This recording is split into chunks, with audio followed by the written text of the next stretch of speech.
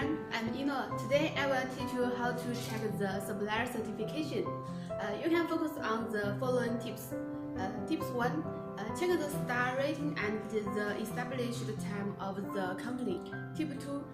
Check the number of transactions, the repurchase rate and the buyer's evaluation of the product in the store. The higher the purchase rate, the better choice. Tip 3. Check whether there are 7-day replacement, 15-day damage replacement, buyer guarantee and goods delivery time. The more service, the better. Tip 4. Check factory information and company files to judge supplier qualifications, transaction credit, and so on. Tip 5. You can try to talk with them to test if they are professional and if they provide a very quick reply service.